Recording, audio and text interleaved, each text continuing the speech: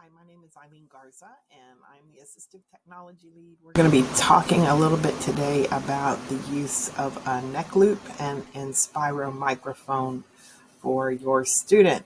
So, first things first, the Inspiro microphone. Let's see, there we go. That's what this is. This is the part that the teacher wears that communicates your voice to the student's hearing aids or cochlear implants. It's got this little lapel mic that can be clipped to the lanyard that comes with it, or we can put a belt clip on there and you can clip it to your current lanyard, or um, you can clip it to your collar, whatever you like. But ultimately, you want this microphone to be within 7 inches of your mouth to get the best sound for the student and to prevent the fading as you're turning your head and things like that. The way that you use it is, again, the positioning, but let's see. You're going to turn it on with this top button here, and there's a little green thing that shows up, and the program will load into the microphone, and then it is ready to go. His has already been paired, but if it wasn't working when you spoke and he wasn't hearing you unfiltered or filtered, you could just press the little dash where it says connect, and then make sure that it tells you that it's connected to a Roger, because that's the type of receiver that he uses. And then the only other things you really need to know about this are there is a mute button, which is represented by that microphone on the top middle button. So if you need to speak to someone privately, or you need to go out and, go out in the hall, speak to someone, use the restroom, whatever, just put the mute button on or take it off and leave it, because it does transmit sound very far. Like the audiologist says, a football field distance. So just keep that in mind.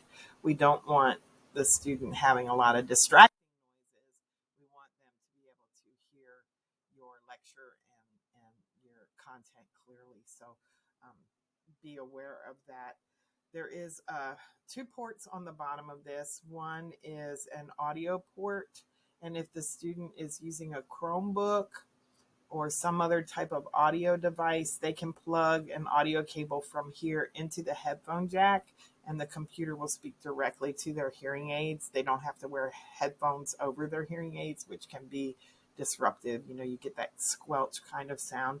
And then the other port on the bottom is the charging port, and that's a USB port. And so there's a cable here. You just plug it in overnight. And that happens in the clinic right now for most of our students at Tomball High School. So this equipment will actually be stored in the clinic unless there's some reason why that changes. The students part is for this particular student is called a neck loop, and it's another little box that has a on-off power button, has a computer program, and the student, you may not even notice that they're wearing it, because they can wear this inside of their clothes. It doesn't have to be out in order to receive the signal. But this is the piece that actually talks to this student's hearing aids, because the receivers that we've tried to use with him, because he's athletic and sweats, it messes up the connection. And so the salt from your perspiration and things gets in with these electronics, and it just ruins it. So this has been a good solution that he's used for several years now. He would have this plugged in and actually just wear it around his neck, inside his clothes. Again, you may not even notice that he has it on. You can see that you can't really tell that it's there. But the way this works is it receives the signal. So when you turn it on, you'll feel a little haptic vibration. And then the computer loads, and it's all loaded up, and he's got this. You turn yours on, you start talking, and this communicates the signal to his hearing aids. So that's basically all there is to it.